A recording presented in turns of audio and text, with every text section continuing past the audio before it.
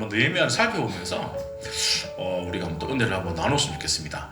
먼저 느헤미야가 살았던 역사적인 배경을 살펴보면 기원전 586년에 유다 왕국이 바벨론에 의해서 멸망을 당하게 돼요. 그래서 유다 사람들이 바벨론의 포로로 끌려가게 됩니다. 그리고 나서 시간이 지나서 바벨론 또한 망해버리게 돼요. 그래서 그때 끌려갔던 유대 사람들이 이제 고향 예루살렘으로 돌아가는 그 시점이 기원전 536년입니다.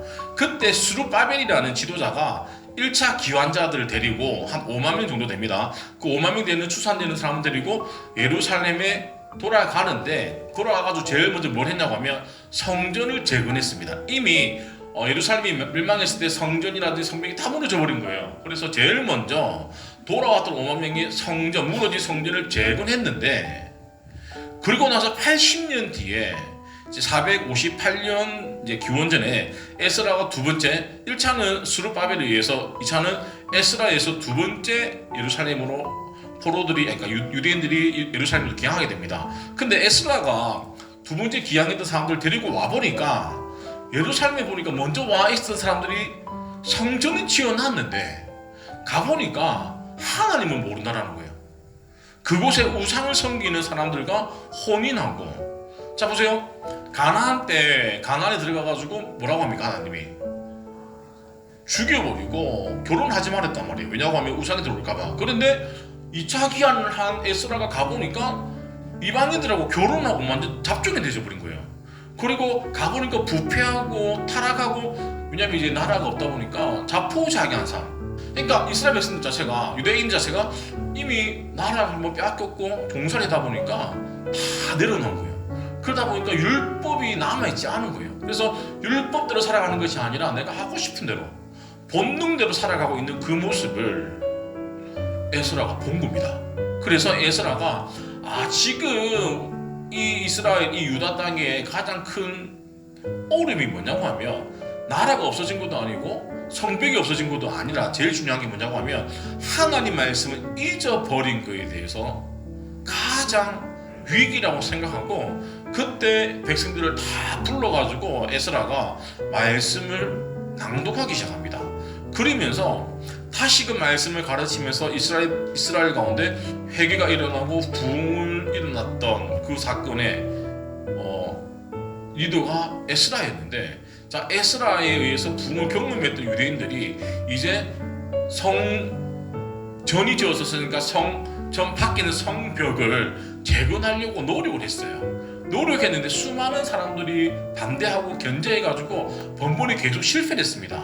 왜냐고 하면 성벽이 어떤 의미를 가지고 있냐고 하면 그 성에 살고 있는 사람들의 보호막이었어요. 그리고 성벽에 있는 것 자체가 뭐냐고 하면 그 나라의 정치적으로는 우리가 자주권이 있다라는 거예요. 독립했다라는 거예요. 그런데 그것들을 주변인들이 너무너무 싫어했다라는 거예요. 왜냐하면 저들은 가만히 있으면 우리 밥이었는데 우리가 언제든지 가가지고 약탈하고 그들의 음식을 빼앗들고 여자를 데리고 오고 마음대로 할 수 있었는데 어느 순간 못 들어오게 막으려고 하니까 주위에 있는 사람들이 어떻게 할까요?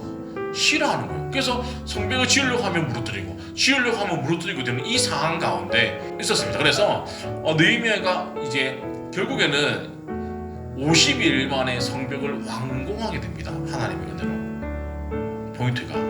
그래서 우리가 느헤미야를 통해 가지고 어떻게 하나님이 그렇게 반대했던 주변국들의 방해에도 불구하고 어떻게 성벽이 지어졌는지 느헤미야를 통해 가지고 우리 한번 말씀을 살펴보도록 하겠습니다. 자, 첫 번째, 느헤미야가 이제 어디에 있었냐고 하면 예루살렘으로부터 한 1000km 이상 떨어진 곳에 페르시아라는 그 왕궁의 수상궁이 있었습니다. 자, 그때 느헤미야는 페르시아 왕이 누구냐고 하면 아닥사스다 왕이었는데, 이 아닥사스다 왕이 누구냐고 하면 에스도, 죽으면 죽이리다, 에스도 왕으로 섬겼던 아수에로 왕의 아들이었어요. 그런데 이 느헤미야가 아닥사스다 왕의 어떤 직분을 갖고 있었냐고 하면 술 간원을 맡고 있었어요. 술 간원이 뭐냐고 하면 왕의 술을 따른다, 뭐 이런 느낌, 이런 그건데 쉽게 얘기하면 웨이터라고 생각하면 안 돼요. 뭐냐고 하면 술 간원이 오늘날 비서실장님도 막강한 힘을 가졌던 인물이었습니다. 왜냐고 하면 페르시아 같은 큰 나라에서는 왕을 죽이려는, 암살하려는 사람들이 너무 많았거든요. 그래서 왕을 지키기 위해서 왕의 음식이라든지 술이라든지 아니면 먹거리를 통해 가지고 죽일 수 있기 때문에 우리 옛날 같으면 기미상궁 아시죠? 은수 들고 가고 독이 나온다. 먼저 보고 나서 괜찮으면 뭐합니까? 왕이 먹죠. 그러니까 왕을 지켜주는 그런 포지션에 있었다는 거예요. 그래서 또 하나 먹는 것도 마찬가지고 왕이 가는 곳마다 늘 비서실장처럼 같이 다녔습니다.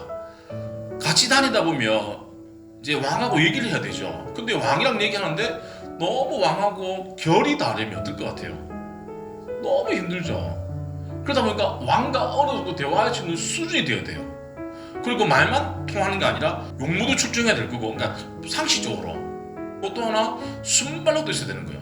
왕하고 같이 가다가 어떻게 왕을 암살할지 모르기 때문에 내가 그 왕을 지켜야 되니까 나름 무예도 좀 해야 된다는 거예요. 그러니까 왕을 지킬 수 있는 보디가드 역할을 다 해야 된다는 거예요. 자, 아닥삭스다 왕의 아버지가 어떻게 죽은 줄 모르시죠? 독살당했습니다. 그러면 이 아닥삭스 왕이 술관원을 어떤 사람을 맡길까요? 진짜 믿을 수 있는 내 가족 같은, 내 신복 같은 사람을 맡기겠죠. 근데 그의 출신 배경이 그렇게 좋지는 않습니다. 종이 집안이니까. 왜냐면 그는 할아버지 종, 아버지 종, 자기도 종이었어요. 포로로 끌려가면 종이잖아요. 근데 어떻게 해서 그가 술관원까지 올라가게 됐을까? 우리가 한번 유추를 해보고 생각을 해보면 일단은 느헤미야는 왕에게 신뢰를 받았기 때문에 술관원이 되어질 수 있었습니다. 느헤미야는 자기 일에 최선을 다했을 뿐만이 아니라 또 하나 인간관계를 너무 잘했던 것 같아요. 그러니까 결국에는 이 두 가지를 다 겸비했던 인물이 느헤미야라는 거예요. 근데 생각해보면 인맥도 중요한데 보세요. 더 중요한 게 뭐냐고 하면 그 만남을 유지하는 겁니다. 그리고 그 만남에 관계를 맺는 것도 너무너무 중요하다는 겁니다. 우리가 인생을 살아가면서 여러 만남이 있지만 제일 중요한 만남이 배우자의 만남이에요. 우리 아이들은 만남에 특별히 결혼에 대해서 대상자에 대해서 만남에 보고 있어 우리가 기도해야 됩니다. 또 하나 직장에서도 만남이 되게 중요합니다. 또 하나 친구를 잘 만나야 됩니다. 제가 제일 많이 관계 맺는 사람은 목사님들이에요. 자, 목사님들 중에 우리가 보면 어떤 목사님 보면 정말 영혼을 정말 사랑하는 분이 계시고 또 어떤 분들은 영혼은 별로 관심이 없고, 그러니까 말은 똑같이 해요. 근데 가까이서 보면 또 다 다르잖아요. 그러니까 가까이서 보면 영혼보다는 자기의 안위에 대해서 너무 관심을 많이 가지는 분도 계시고, 또 어떤 분들은 교회보다는 정치를 해가지고 뭔가 대우를 받으려는 분도 너무 만나는 거예요. 그래서 제가 노예를 가서 목사님을 만나다 보면 이 사람하고는 관계를 맺고 싶고 이 사람하고는 조금 거리를 둬야 되겠다는 분도 있습니다. 인간관계를 하다 보면 우리가 인간관계를 하면서 유지를 하면서 분명히 가지치기를 하는데 적을 만들지 않고 하는 것이 너무너무 필요하다. 우리에게는 하루가 똑같아요. 누구나가. 그 시간에 정말 하나님이 원하시는 삶을 살아가려고 하면 지혜롭게 살아가다 보면 불필요한 것들은 뭐합니까? 정리를 해야 된다는 거예요. 우리가 느헤미야를 보면서 느헤미야가 이렇게 귀하게 사용되어진 이유는 자기 일에 최선을 다했고 관계를 잘 맺었다는 거예요. 포인트는. 그리고 그 관계를 맺어서 그가 이제 술관원이 되어졌을 때 뭘 했냐? 그가 자기의 출세를 위해서 성공을 위해서만 살았던 인물이 아니라는 거예요.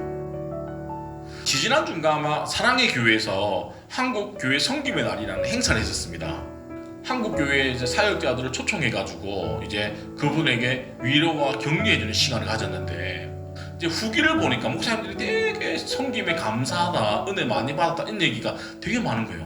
보세요, 교회 하나가 그 큰 돈을 성김으로 말미암아 지치고 힘든 교회들, 만약에 차가 없어가지고 그 힘들어하는 교회들 차를 받았다라고 하면 얼마나 위로가 되겠어요. 그렇게 나누어 줄 수 있는 거는 뭡니까? 교회가 사이즈가 크기 때문에 가능한 거예요. 또 분당 우리 교회 이차수 목사님 교회는 몇 년 됐습니다. 교회가 그때 제가 알기로는 15,000명 주소 정도가 분당에 있었는데 그 교회를 30개의 교회로 나눈 거예요. 분리개척으로. 사실 내 교회를 떼가지고 나도 잘 모르는 누군가에게 내 성도들을 보내는 게 절대 쉬운 게 아닌데, 진짜 그 모습을 보면서 우리가 왜 부흥을 해야 되는지, 왜 교회가 성장해야 되는지 함께 좀 꿈꿨으면 좋겠어요. 그러니까 교회가 커지기 위해서 부흥이 아니라 진짜 열방을 섬길 수 있는 그 일에 사용되어지기 위해서는 잘 돼야 된다는 거예요. 느헤미야는 그가 성공함으로 통하여서 성벽이 재건이 이루어졌다는 거예요. 자, 말씀 정리할게요. 느헤미야가 기약에 사용되어 있었던 이유를 우리가 기억하시면서 우리가 또 한 주간 또 내 직장에서 가정에서 우리가 어떻게 살아야 될지 우리가 고민하면서 우리가 또 기약에 사용되어지기를 간절히 축원드립니다.